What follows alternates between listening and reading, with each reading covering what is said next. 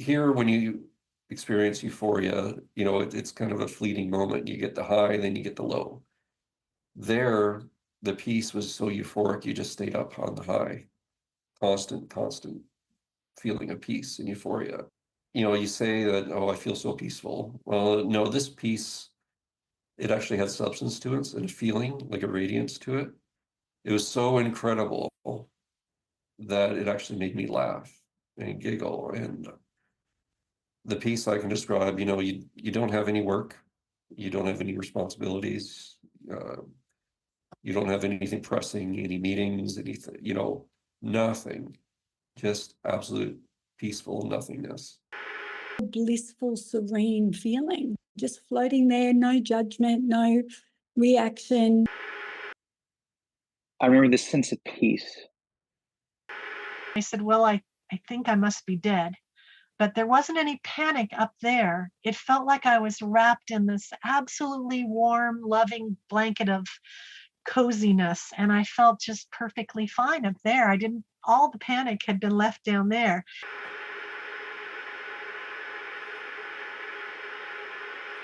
And the next thing I know, I am looking down at my body and I'm up in the ceiling. And the very first thought I had is, what am I doing up here? And I'm looking down at myself and I'm looking at the scene and I went, oh my God, am I dead? And with that knowing, it's like I had this shift in awareness because it felt like I could think, but it was a different type of thought. It was a different type of thought process. And as I had this awareness of the fact that I'm in the ceiling, at the same time, I realized, wait a minute, I said, I'm up here. I didn't say I'm down there. Like, why am I down there? I said, why am I up here? Meaning what I identified with was whatever this part of me was that was up in the ceiling. It wasn't the me that was down in a chair looking down in my physical body. And I had this epiphany. It was like a lock and a key. And I just went, wow, we aren't our bodies. And then I turn and I look in the other direction and I can see the bottom of the lake and I see my body at the bottom of the lake. And I said, oh, I guess I'm not in my body anymore. That's fine, because I didn't care.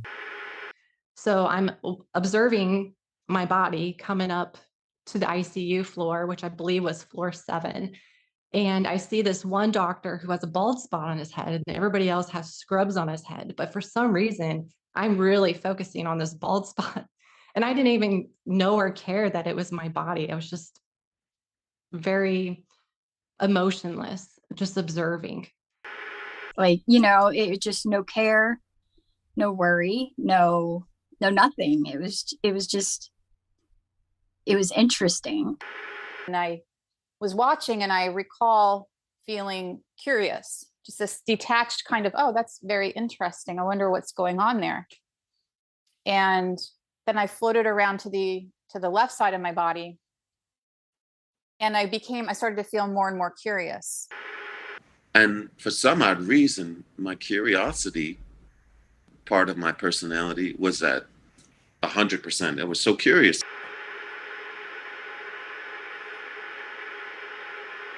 When I walk here on Earth and everything, I kind of walk a little fast. I've always been like that. But up there, there was no sense of time. There was nothing.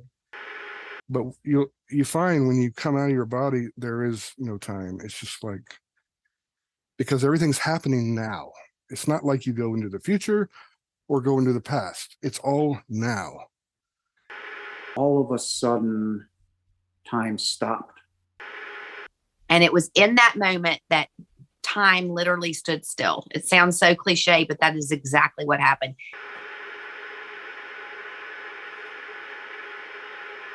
I knew, I was very well aware. I was more aware than I am right now talking to you. If you haven't ridden a bicycle for 10 years and somebody hands you a bicycle, you're going to know how to ride it. You're still going to know how to ride it.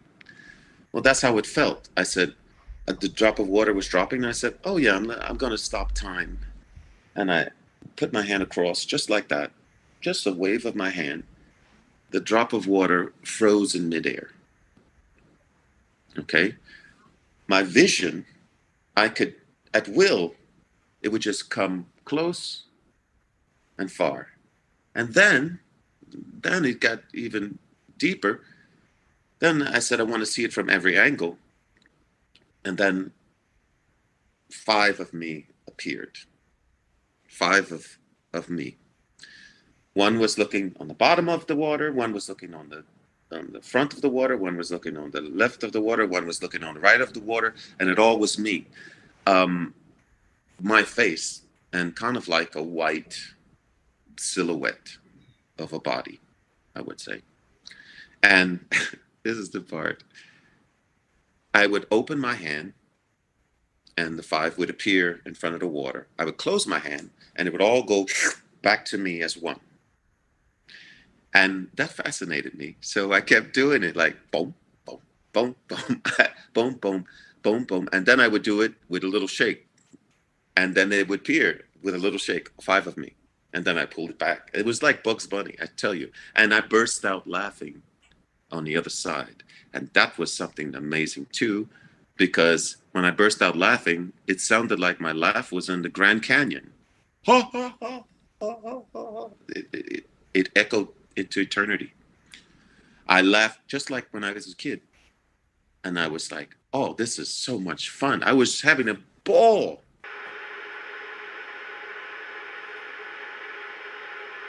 In the most beautiful garden imaginable. And the lights of the vibrancy of the colors were so alive. Some of the colors we don't have here, by the way. I learned later in my near-death experience that only our 5 senses, these bodies, we can only see and hear and touch and feel with the senses we're given here. But our spirits have a whole nother set of sensors. It's very beautiful. It's very different. So the color is like a graduation of purple, but it looks like a spectrum of different kind of purples that we never seen here in this world. So and it's moving. So it's like spinning. It's very beautiful, and I hypnotized by just seeing the walls. Like I feel like I don't want to move. There was one point in time when my angel was taking me to where my house was, and it's right next to a creek. And because it wasn't that wide, it wasn't more than 10 feet wide. And he had taken me down to the creek. And, you've got all the grass and the flowers. And then amidst the flowers, there are gemstones. And then they trail off into the creek along the sides and into the bottom. Mm-hmm. And they're vibrant and it's just gorgeous. Mm-hmm. And then he said, get into the water. And I'm not a water person. I love water to look at it, but I don't care about creeks, rivers, oceans. That's not my go-to. But he said, get in it. And I was like, okay. Mm-hmm. And I went into the water and it feels different. It's like the air. I don't know, how do you get into water and it doesn't feel wet? It doesn't feel wet. And when you get in, it's in some ways it's denser than water, but it's so weird. And when you get into the water, as he took me in there, he said, go under the water. And so I went under the water and he started talking to me and he said, now breathe. Mm-hmm. And I was like, oh my God, I can breathe. And I just started breathing and I just started laughing and I'm under the water and I'm laughing. It sounds crazy. Mm-hmm. It just really sounds nuts. I mean, to me, it sounds amazing. The way you describe it makes me want to go check it out.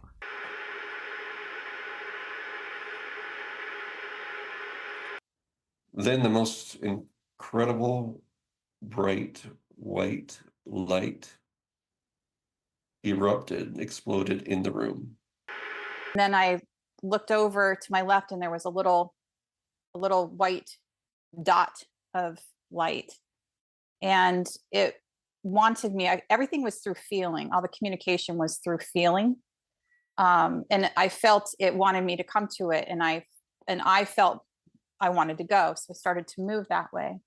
And as I got closer, the little light became wider and wider and wider.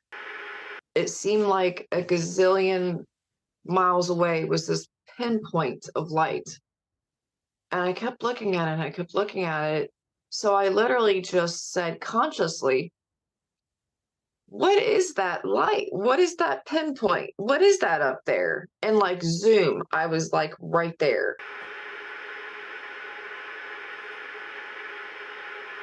And there are 6 beings of light standing in the doorway facing me. It looks somewhat like they're wearing robes. But I come upon these 3 beings and the feeling. So I meet these beings. I think a lot of the people looked around 25, even though, you know, like some of them were grandmas when they died, stuff like that. But my guides looked human because humans guides have lived human lives. And so they looked or chose to look how they wanted to. And there were shadow beings. There were these darker gray humanoid kind of beings. And in the front was a little boy, and he needed my help. So I went into the space and they sort of fanned out to my left, and I went deep into that space. And then I looked around for the little boy and he wasn't there. And then I felt all of these beings needed my help. And I wanted to help them. I felt back, I want to help you. And then they started to come at me one by one, sort of dart away. And they were taking my energy.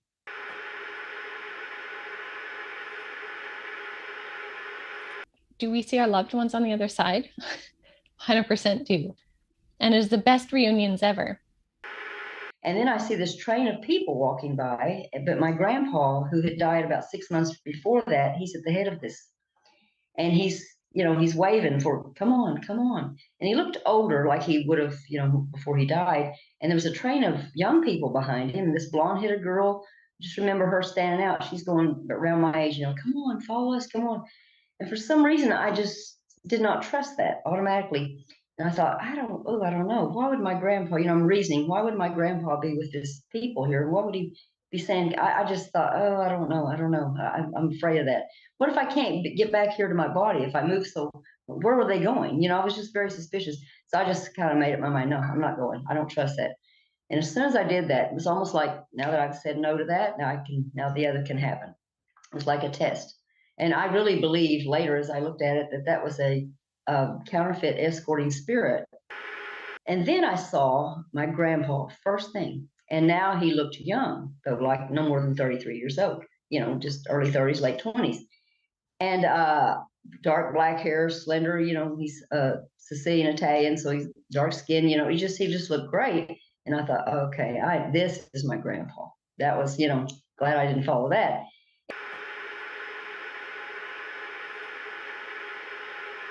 Bam! I went through this wormhole. It looked like a wormhole you might see on like that movie Contact, where she's going right when that ball drops through those spinning things. That's when I went through almost the same thing, but it was faster. And into blackness, which became this tunnel, like this swirling tunnel. And the essence of who I was just rushing through this tunnel. And this tunnel was like, it was surrounding you all around like a circle.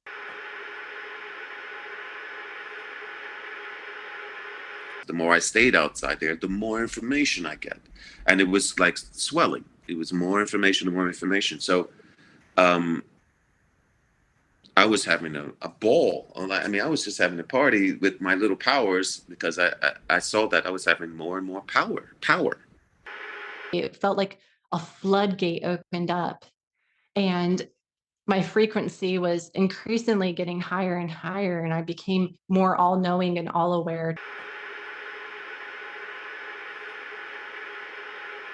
My hands hit the wall and I just lost it. I just lost it. I was just so upset and angry and hopeless and all these things. And I'm like, why can't I get through there? What is going on? Then my grandmother came and got me and took me to this completely different place. And we ended up in this white room with a white, big, giant white boardroom table and white walls. And then there was these windows, and that outside the windows was like galaxies, or the edge of creation, the edge of the universe, the point in which it is being created.